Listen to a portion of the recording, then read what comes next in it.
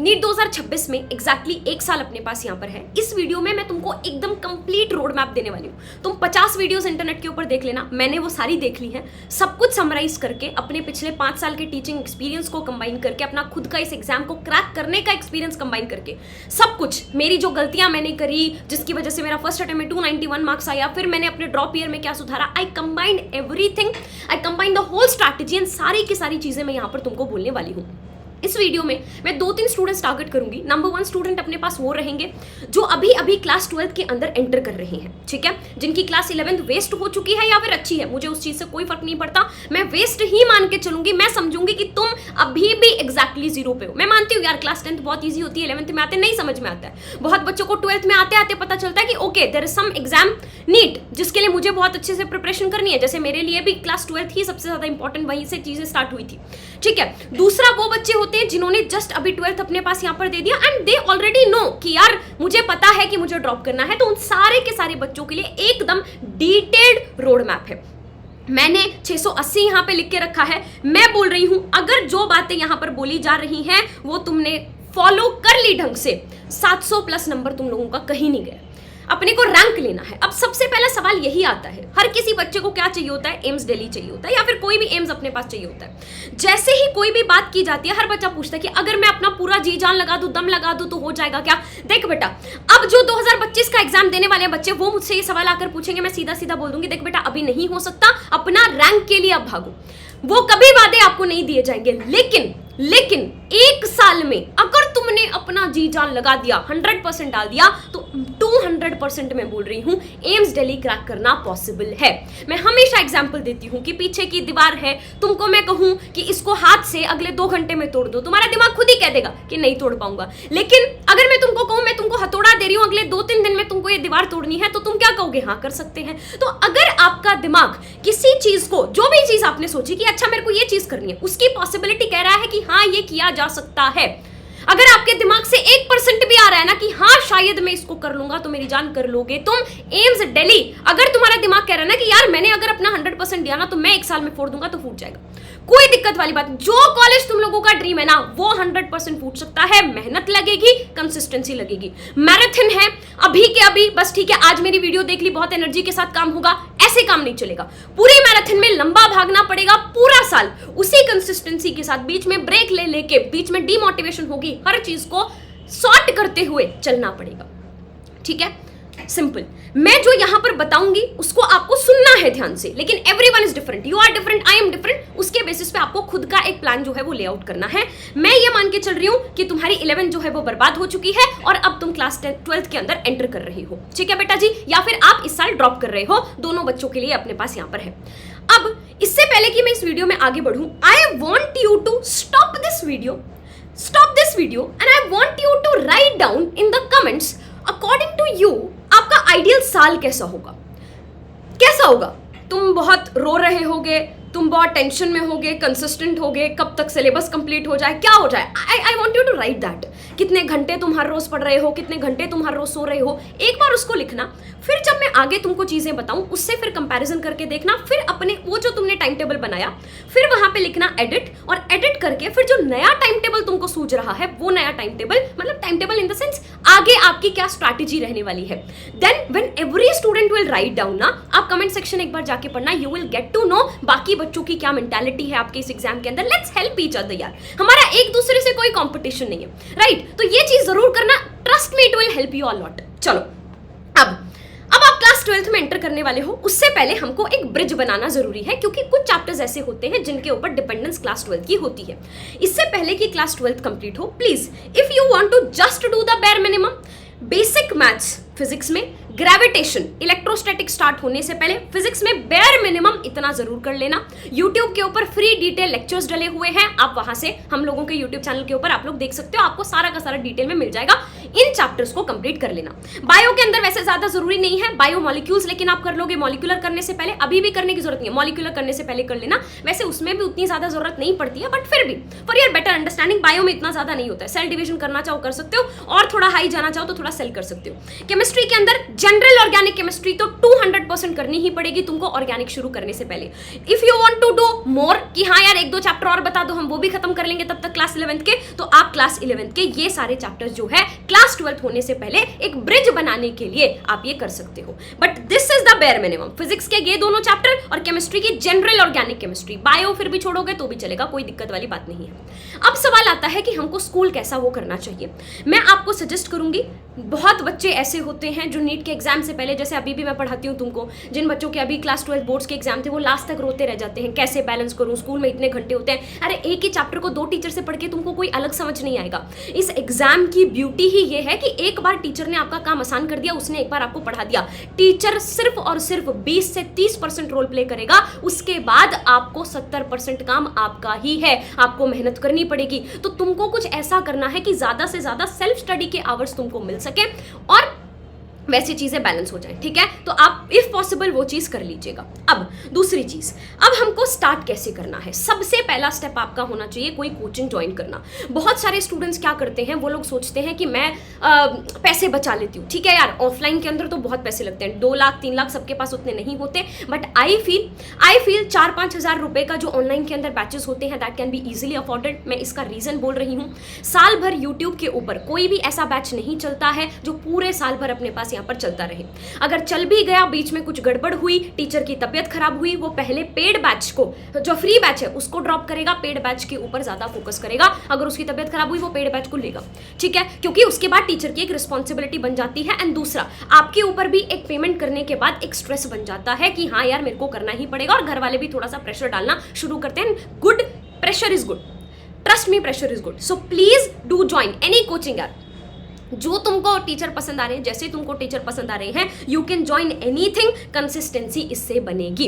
लेकिन अगर आपको चाहिए कि यार आप बता दो क्या करें, हम आपके साथ आ जाएं क्या, मैं पहले ही एक बात बोलूंगी, if you want to join us, पहले 50 बार सोच लेना। मैं पहले ही बोल रही हूँ, मैं मजाक नहीं कर रही, मैं मतलब मेरे को just because we launched a batch I don't want कि हाँ यार हमारा बैच ले लोगे।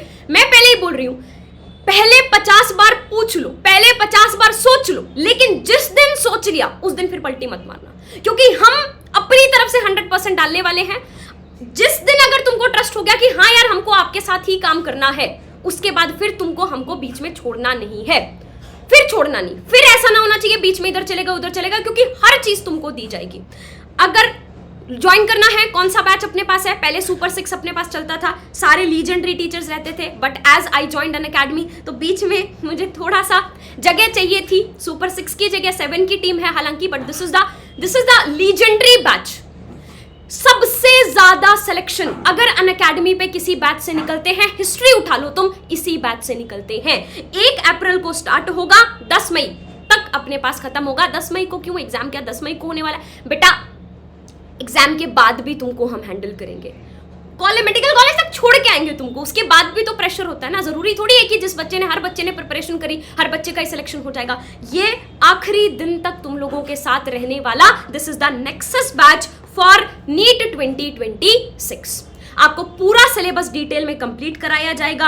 आप लोगों का डाउट सेशन 7 घंटे तक चलता रहेगा, तुमको जो करना हो, डीपीपीज और पूरे टॉप मोस्ट एडुकेटर्स का मेरे को बोलने की जरूरत नहीं है। मतलब मुझे ना शर्म आएगी अगर मुझे इन एडुकेटर्स को इंट्रोड्यूस करना पड़ गया तो, ट्रस्ट मी। मतलब मैं उतनी बड़ी अभी नहीं हुई हूँ कि मुझे इतने लीजेंडरी टीचर्स को तुमको इंट्रोड्यूस करना पड़ेगा। You can search about them anywhere, ठीक है। फिजिक्स के लिए अपने पास प्रतीक जैन सर पढ़ा रहे होंगे, you can see. Then SKC sir chemistry के लिए, रमेश शारदा सर केमिस्ट्री के लिए, अजय कुमार सर केमिस्ट्री के लिए। देन अपने पास बायो में मैं, doctor Amit Gupta sir and Pranav sir, हम लोग बायो आपको पढ़ा रहे होंगे। ये मैं पीडीएफ जो है डिस्क्रिप्शन के अंदर डलवा दूंगी। This will be the flow कि बेसिक अपने पास कोर्स जो है, हम लोग बीच में लिंक भी अपने पास यहाँ पे करेंगे, ठीक है। तो उसके जो लेक्चर्स होंगे, देन हमारे पास बाकी चैप्टर के कितने कितने लेक्चर यहाँ पर होने वाले हैं, सिमिलरली केमिस्ट्री के अंदर, सिमिलरली फिजिक्स के अंदर, पूरा का पूरा फ्लो जो है वो आपका डाल दिया जाएगा। फिर आप लोगों के टेस्ट जो है, टेस्ट कब कब कंडक्ट कराए जाएंगे, so these are going to be the test, ये भी पूरा का पूरा फ्लो जो है वो आपका डाल दिया जाएगा, ठीक है। ये सारा देख लेना तुम, पिछला डाटा उठा के नीट 2023 के रिजल्ट्स का अपने पास यहाँ पे। देन हमारे पास जो बच्चों का जितना भी हुआ अभी बाकी का तो आएगा, ठीक है। 1 अप्रैल से स्टार्ट हो रहा है, डिस्क्रिप्शन में मैं लिंक डलवा दूंगी। और if you want more concession you can use this code. अब कोड अगर आप यूज करोगे रक्षिता, तो आप लोग मेरे को प्लीज प्लीज प्लीज इस ईमेल के ऊपर स्क्रीनशॉट भेज देना, drrakshita.singh@gmail.com। स्क्रीनशॉट भेजोगे, I will add you in a group, ठीक है। मैंने अलग से ईमेल आईडी बनाई है बिकॉज पिछली ईमेल आईडी के अंदर कुछ गड़बड़ हो रही थी। So this is going to be the email ID. आप एक काम करना, वहां पे अपना स्क्रीनशॉट लेके मुझे भेज देना। उसके बाद मैं आप लोगों को एक ग्रुप में ऐड करूंगी। I will mentor you, I will put mentors there जिनका पिछले एग्जाम के अंदर सिलेक्शन हो चुका है। अपना exclusive material, you will get everything. मैं तुम लोगों के साथ गूगल मीट्स बैठ के लूंगी, तुम्हारी क्या स्ट्रैटेजी रहेगी, I will guide you with everything. बाकी एडुकेटर्स तुम्हारे पास बेस्ट है ही सिलेबस पढ़ाने के लिए। एक गाइडेंस जो जरूरी होती है, वो गाइडेंस पे चेरी ऑन द केक वाला काम मैं तुम लोगों को कर दूंगी, ठीक है। तो ये सिंपल सा हो गया। अपन ने या तो ट्रस्ट पहले करा नहीं, पूरी जांच पड़ताल कर ली, करने के बाद बैच लिया तो बैच अपने पास हो गया। अब 100% आपको लेक्चर जो है वो अटेंड करना है। लेक्चर अटेंड करते ही उसके बाद अपना अगला स्टेप क्या होने वाला है? अगला स्टेप अपने पास यहां पर होगा कि आपको लेक्चर के साथ साथ नोट्स बनाने होंगे, ठीक है। बिल्कुल लेक्चर के साथ साथ जो टीचर ने बोल दिया, उसके मुंह से जो निकल गया, उसको सब कुछ छाप लो। अब बहुत बच्चों को समझ नहीं आता, बहुत बच्चे पता है क्या करते हैं, लेक्चर अटेंड करते हैं, बाद में नोट्स बना रहे होते हैं। That should not be done. ये वाली हरकत नहीं होनी चाहिए। मेरे मुंह से जो निकल गया ना, तुम उसको छाप लो। दहेज में थोड़ी लेके जाने हैं, नहीं लेके जाने ना, लड़कियों नहीं लेके जाने, लड़कों को वैसे भी दहेज नहीं देना पड़ता, एलमनी में नहीं देना तुम लोगों को, तो मत करना ये वाली हरकतें भाई। जितनी गंदी राइटिंग में लिख सको तुमको समझ में आना चाहिए। क्लास के साथ साथ जो है वो लेक्चर अपने पास नोट्स जो है वो बन जानी चाहिए। उसके बाद अगले दिन का जब लेक्चर स्टार्ट हो, टीचर जस्ट आने वाला हो, 5 मिनट 10 मिनट लेट आता है, तब तक पीछे के पेज पलट के देखे जाया करो।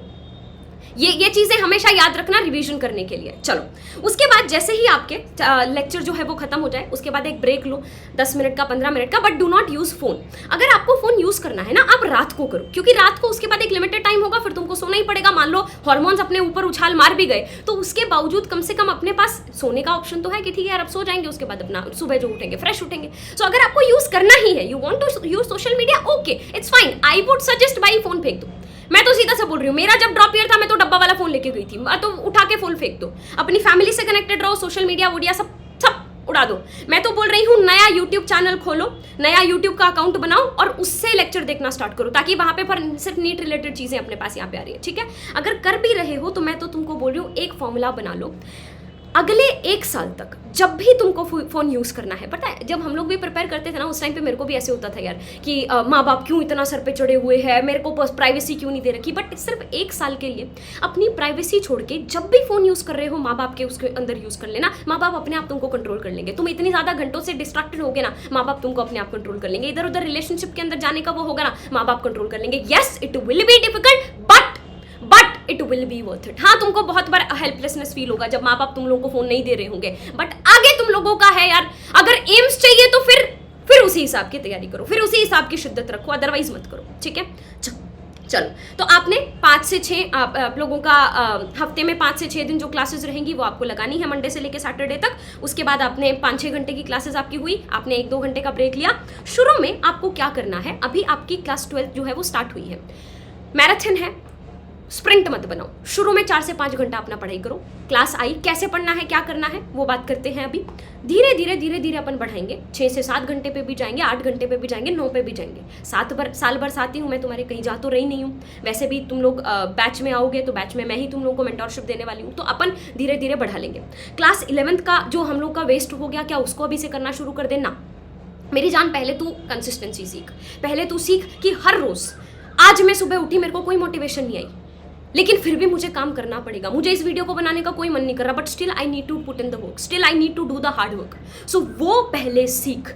अगर वो सीख गए, उसके बाद ये एग्जाम में कोई बहुत बड़ी बात नहीं है, आसानी से फोड़ दोगे, ठीक है। तो मंडे से लेके सैटरडे तक आप लोगों ने काम किया। संडे को आपका क्या होना चाहिए, टेस्ट हम लोग जो कंडक्ट करवाएंगे वो आपको देना, उसके अलावा थोड़ा रिवाइज कर लेना, और बाकी संडे को please take a break. As I told, it is a marathon, do not get exhausted right now, enjoy your life, live your life. You never know क्या होने वाला है हमारी पास लाइफ में। रोने की जरूरत नहीं है, रो के किसी एग्जाम की प्रिपरेशन नहीं होती है। पागल होने की जरूरत नहीं है, आराम से कर बेटा, जिंदगी जी, मस्त जी, लेकिन लगा रहे, कंसिस्टेंसी के साथ काम कर। You are going to become a doctor. रात को 3-3 बजे 4-4 बजे कॉल आएगा, तुमको अपनी जिंदगी की नहीं, दूसरों की जिंदगी को छोड़ के, अपनी नींदों को छोड़ के जाना पड़ेगा। दूसरों के लिए, दूसरों को हेल्प करने के लिए तुमको अपनी लाइफ को छोड़ के जाना पड़ेगा। तो you need to decide that, you need to put in the hard work like that only, because your life long going to study. So study को ना अपना एक पार्ट बनाना है। Start behaving like a doctor, start behaving like कि हाँ यार मेरे को कंसिस्टेंट रहना, हर रोज मेरे को उसी हिसाब की हरकतें करनी है।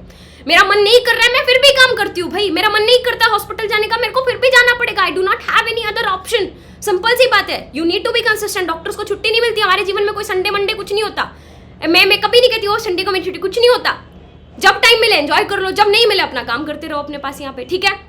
हाँ, बाकी परफेक्शन की उम्मीद मत करना, टाइम टेबल बनाने मत बैठना, इतने बजे से इतने बजे, इतने बजे से इतने बजे। रात को एक टू डू लिस्ट बना के बैठो, वरना इधर से ही थप्पड़ फेंक के मारूंगी मैं तुमको। रात को टू डू लिस्ट बनाओ कि अच्छा कल मेरी ये क्लासेस हैं, इस टाइम पे मैं ये क्लास अटेंड करने वाला हूँ, इस टाइम पे मैं ब्रेक लूंगा। Take breaks, planned breaks, that should be. उसके ऊपर नीचे नहीं होना चाहिए। वही सेल्फ कंट्रोल हमको सीखना है, फिर धीरे धीरे अपने पास बढ़ता जाएगा। एक ही मोटो अपने पास रहने वाला है, जो टीचर ने करवा दिया उसको 100% बस डेली का डेली करके जाना है। कोई रॉकेट साइंस नहीं है एग्जाम, मजाक है, सच में मजाक है, कोई बहुत बड़ी बात नहीं है। मैं बोल रही हूँ कंसिस्टेंट ही तो नहीं रहा जाता मेरी जान, वो रह लियो बस, ठीक है। अच्छा, अब बायो के अंदर थोड़ा और डिटेल में बता दो। देख, बायो में तूने लेक्चर लगाया, लेक्चर लगाने के बाद साथ में या तो नोट्स बना ले, तेरी मर्जी। अदरवाइज नोट्स नहीं बनाने हैं तो एनसीईआरटी खोलो। एनसीईआरटी में बीच बीच में पॉइंटर्स मत डालना, उससे ना पता है क्या होगा, बहुत कंफ्यूजन क्रिएट होगी। एक्स्ट्रा पेज अपने पास यहाँ पे लेना, वो एक्स्ट्रा पेज को एनसीईआरटी के अंदर अटैच कर देना, जो आउट ऑफ एनसीईआरटी पॉइंट्स आप लोगों को करने हैं, ठीक है, जो आप लोगों का मन करे यहाँ पे। लेकिन एनसीईआरटी तो बायो की करनी ही पड़ेगी। NCERT is the Bhagavad Gita को हम नहीं छोड़ सकते हैं, ठीक है। उसके बाद आपको ये क्या करना है, आपने लेक्चर लगाया, एनसीईआरटी आप लोगों ने पढ़ ली, नोट्स आप लोगों ने याद कर लिया। अब आपको क्या करना है, 5 से 6 बार उसको और याद करना है। मतलब बोल के चल के सामने एक 10 मिनट का टाइमर रख, 10 मिनट में टारगेट करके 10 मिनट में मुझे ये पैराग्राफ पूरा का पूरा याद करना है। फिर अगले 10 मिनट में अगला पैराग्राफ, अगले 10 मिनट में वापस से ये दोनों पैराग्राफ। आपको डीपीपी में जंप करना ही नहीं है। DPP should be like a test for you. Test देने से पहले हमको 100% प्रिपेयर होना पड़ता है ना, तो फर्स्ट प्रिपेयर 100%। जब तुमको लगने लगे कि हाँ यार मेरे को तो याद हो गया, उसके बाद 2 से 3 बार और याद करना है। बहुत बच्चे कहते हैं एग्जाम में टेस्ट में कंफ्यूजन हो जाती है। अरे मेरा नाम आ जाए, मान लो what is the name of your biology educator, Rakshita Singh, Rakshit Singh. Seconds में तुम रक्षिता सिंह टिक करोगे, because you are thorough with my name, you know my name by heart, so you need to cram, you need to learn everything by heart. दिल से पकड़ के एकदम से निचोड़ के कोड देना अपने पास यहाँ पे, ठीक है। हाँ, तो ये सिंपल सी जो है वो कहानी अपने पास होनी चाहिए। ये हो गया हम लोगों के पास, हमने रट लिया, एकदम रट्टा मारा, समझ लो कॉन्सेप्ट, ठीक है, लेकिन रटना तो at the end of the day पड़ेगा ही। उसके बाद सामने टाइमर रखो, 90 क्वेश्चन कर रहे हो मान लो, तो 45 से 50 मिनट, 1 घंटा टाइमर अपने पास रखो। 1 घंटे में एक OMR बुक बना लो, बायो की अलग बना लो, फिजिक्स की अलग बनाओ, केमिस्ट्री की अलग बनाओ, अपने पास OMR की तरह, पेपर की तरह, हर बार डीपीपी को पेपर की तरह सॉल्व करो। फिर चेक करके देखो, जो क्वेश्चन गलत हो जाए उसका सोल्यूशन देखो, है ना। एंड OMR बुक अलग से बना लेना और अपने आप को मार्क्स देते रहना। अच्छा लगेगा तुमको, तुम साल भर 2 महीने बाद 3 महीने बाद पलट के देखोगे अपनी OMR book, you can compete with your friends as well। Then अपने पास यहाँ पर क्या होगा, डीपीपी अपने पास होगी। उसमें आपने क्वेश्चन जो सॉल्व करे गलत होंगे, गलत होने वाले क्वेश्चन को स्टार मार्क कर लेना। दूसरे कुछ ऐसे क्वेश्चन होते हैं जो हमको आ जाते हैं, लेकिन उन क्वेश्चन को देख के लगता है वाह भाई क्या क्वेश्चन था, उसको भी स्टार मार्क कर लेना। तो स्टार मार्क का आपको पता होना चाहिए, और स्टार्टिंग में पेंसिल से ही करना, बाद में हम लोगों को वो क्वेश्चन बहुत फुद्दू से लगने लग जाते हैं, तो फिर बाद में उस स्टार मार्क को हम हटा देंगे, ठीक है। आपने डीपीपी सॉल्व कर लिया, अपनी मिस्टेक्स एनालाइज कर लिया, आपने अपने आप को मार्क्स दे दिए। उसके बाद वापस से एक बार भागने से पहले, भाग लेना, ब्रेक लेना है, मुझे बाबू सोना से बात करनी है, तुमको कर लेना, लेकिन एक बार नोट्स प्लीज थोड़े से पढ़ लेना। एंड देन टेस्ट तो आपके होते ही रहेंगे टेस्ट के हिसाब से। सिमिलरली फिजिक्स में लेक्चर, देन नोट्स 5-6 बार, डीपीपी। यहाँ पे बायो के अंदर शॉर्ट नोट्स बनाने की जरूरत नहीं है। फिजिक्स के अंदर आप एक फॉर्मूला शीट जो है वो जरूर से जरूर बनाना, क्योंकि फिजिक्स में सारी चीजें रटने की नहीं होती है, सिर्फ फॉर्मुलेज रटने की होते हैं, तो वो रटने की शीट ही हमने अलग से बना ली, ठीक है। तो ये सिंपल सी कहानी अपने पास हो गई। अब फिजिक्स के क्वेश्चन कैसे सॉल्व करें उसके लिए हम फिर एक डिटेल वीडियो में बात कर लेंगे। देन अपने पास केमिस्ट्री के अंदर भी इसी तरीके से मोटा मोटी अपने पास जैसे बायोलॉजी करी थी एनसीईआरटी, वैसी इनऑर्गेनिक करनी है। फिजिक्स और ऑर्गेनिक वो सेम अपने पास रहेगी। अब बुक्स कौन कौन सी खरीदनी है, अगर आपको अमेजॉन के ऊपर मिल जाएगी, मेरी पिछले 37 साल की PYQ की बुक है, फिजिक्स के लिए भी है, केमिस्ट्री के लिए भी है, बायो के लिए भी है। 1000 रुपए के आसपास में तुमको घर तक तीनों किताबें 1000 के आस, इससे सस्ती तुमको मार्केट में मिलेगी, ठीक है। उसके अलावा DC पांडे, अरिहंत, MTG, जो किताब का नाम तुमने सुन रखा है, मैं सच्ची बताऊं, हम तो इस इंडस्ट्री में काम करते हैं भाई, हम भी कोई किताबें बनवाते हैं, कुछ भी बनवाते हैं, उधर का माल उधर, उधर का माल उधर, तो ऊपर नीचे पैकेजिंग हो रही है, और कुछ नया बहुत ज़्यादा रॉकेट साइंस वहाँ पे नहीं बन रही है, तो टेंशन ना लेना, उस हिसाब से काम करना। नेक्स्ट अपने पास यहाँ पर फिर से मैं बोल रही हूँ, सेल्फ स्टडी रिवीजन तुमको सिलेक्शन देगा। अगला दिन का काम शुरू करने से पहले पुराने दिन का रिवाइज करो। अच्छा, जो 14 दिन पहले एक टी हाफ नामक एक चीज़ होता है, टी हाफ का मतलब आपने जो आज पढ़ा वो अगले 14 दिन के बाद आपको हाफ याद रहेगा। तो इसका मतलब आपको क्या करना है, एटलीस्ट एक बार पलट के ज़रूर देख लेना है, एक बार पलट के जरूर देख लेना है 14 दिन के अंदर अंदर, जो 14 दिन पहले पढ़ा था बस एक बार पलट के देख लो, ताकि हल्का सा रिवाइज रहे, हल्का सा याद रहे। और बाकी तो अपनी टीचिंग जो आपकी कोचिंग है उसमें जो टेस्ट होने वाले हैं उसको ब्लाइंडली फॉलो करो, और बीच में गलती से भी इन्फ्लुएंस मत हो जाना भाई। कोई दोस्त आके बोले मैं तो ये किताब, मैं बहुत हुई हूँ, मैंने तो घर में लाइब्रेरी खोल दी थी भाई साहब, आज उस दोस्त ने कह दिया ये करूंगा, मेरे को वो करनी है।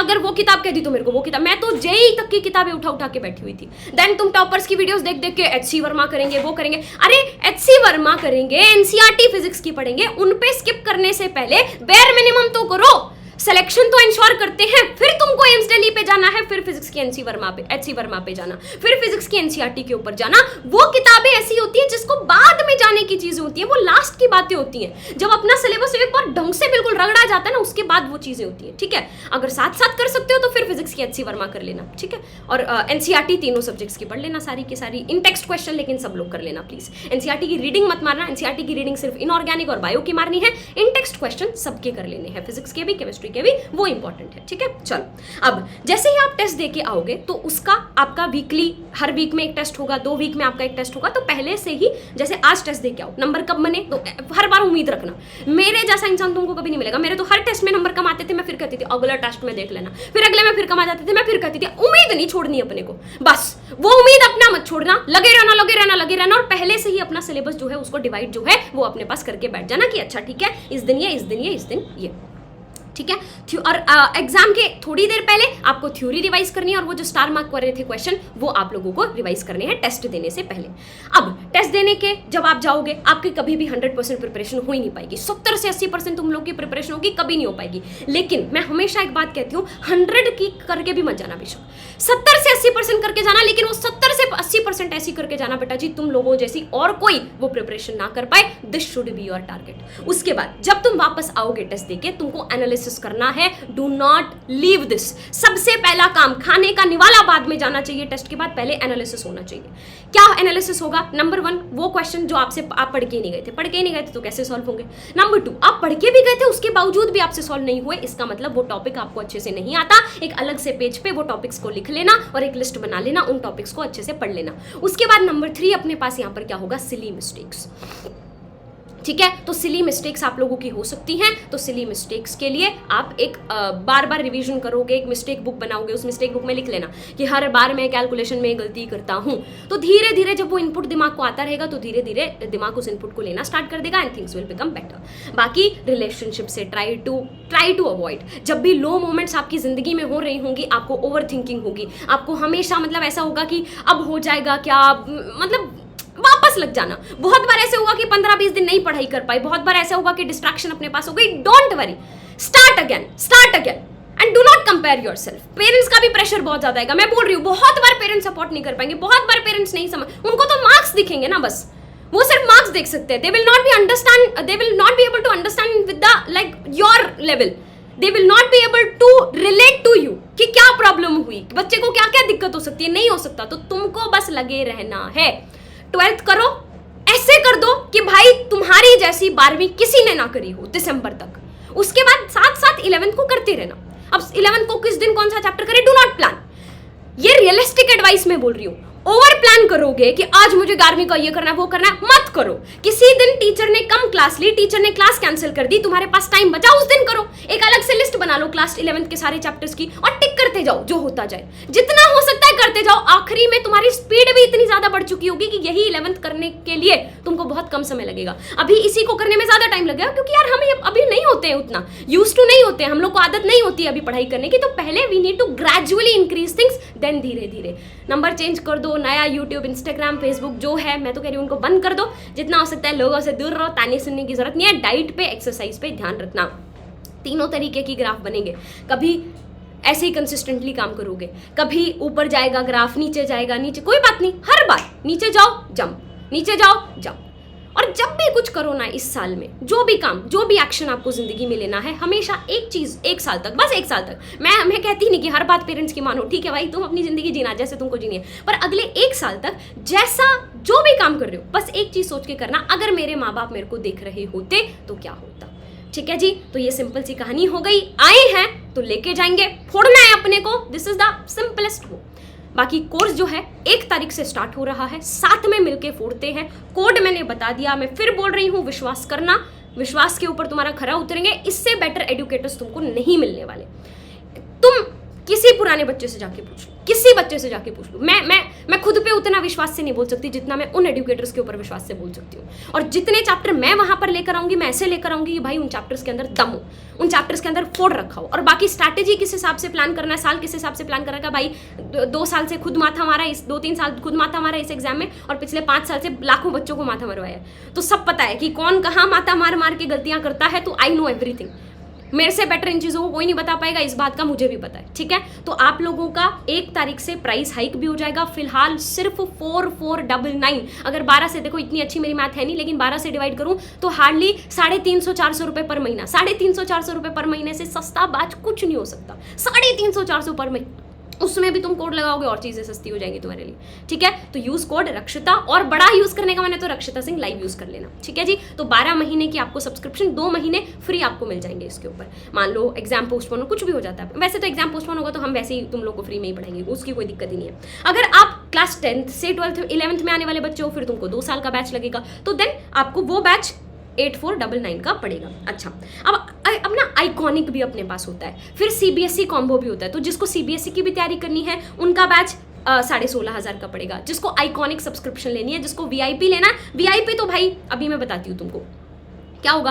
आप लोगों को प्लस के अंदर टॉप मोस्ट एजुकेटर से पढ़ने का मौका मिलेगा, डाउट सॉल्व तुम लोगों के हो जाएंगे, एआई से डाउट सॉल्व तुम कर सकते हो, डीपीपीज मिलेंगी, सब कुछ मिलेगा। लेकिन अगर आप आइकॉनिक लेते हैं तो आइकॉनिक में साथ में आपको फिजिकल नोट्स भी मिलेंगे। नोट्स आप लोगों को भेज दिए जाएंगे, साथ में आपकी अनअकैडमी के आपके घर के पास जो भी सेंटर्स हैं उन सेंटर्स में भी आपको एक्सेस मिल जाएगी। तो ये अपना फायदा होगा आइकॉनिक का। वीआईपी बैच के अंदर क्या होगा, वहां पे सिर्फ 150 स्टूडेंट्स का बैच बनाया जाएगा। तो that will be just exactly like an offline class. एक एडुकेटर 150 बच्चे, पूरा प्रॉपर आप ऑडियो वीडियो से इंटरेक्शन वहां पे कर सकते हो। और तुम्हारे स्पेशलाइज मॉड्यूल्स होंगे, तो वो क्या हो गया वीआईपी बैच के अंदर। लेकिन वो फिर महंगा भी उस हिसाब से है, 50,000 से आप लोगों को सारे के सारे बैचेस का एक्सेस। देखो यार, प्लस का एक फायदा ये है कि हम लोगों का निम्बस बैच अपने पास यहाँ पे आ रहा है, मेरा सुपर 6 टीम के साथ नेक्सस बैच अपने पास आ रहा है, तुम लोगों का जो 12th में जा रहे हैं उनके लिए नेक्सस बैच होगा, राइट। तो उसके अलावा मान लो सीप मैम का बैच है, मान लो अपने पास प्रिया मैम का, अनमोल सर का, उनका बैच है, तुमको वहां पे मान लो 2-3 चैप्टर उनसे पढ़ने हैं, तो you can also go to that. तुम मतलब इट इज लाइक एक बार तुमने सब्सक्रिप्शन ले लिया, उसके बाद जिससे तुमको पढ़ना है, खुला मैदान, जिससे तुमको पढ़ना है तुम जाके पढ़ सकते हो। कोई चैप्टर मेरा छूट गया, ठीक है, मैम भी तो, सीप मैम भी तो उतना ही अच्छा पढ़ाती है, तो अब तुमको माना कि नहीं मेरे को तो लाइव ही अटेंड करना है, तो you can go there, simple, ठीक है। तो आपको क्या करना है, बैच ज्वाइन करना है, डिस्क्रिप्शन में मैं लिंक डलवा दूंगी। 1 तारीख से स्टार्ट हो रहा है, अब लेट मत करो, ठीक है। कोड यूज कर लिया, कोड यूज करने के बाद डॉक्टर रक्षिता सिंह अनअकैडमी के ऊपर मुझे स्क्रीनशॉट भेज दिया, I will add you in the group, that is all. इसके अलावा कुछ डाउट रह गया, कमेंट सेक्शन खुला है, I will reply to you, क्योंकि कम बच्चे रहेंगे इस वीडियो को देखने के लिए, तो definitely I will be able to reply, ठीक है जी। Thank you so much guys, bye bye, take care, keep working, keep hustling, जय हिंद। आए हैं तो लेके जाएंगे।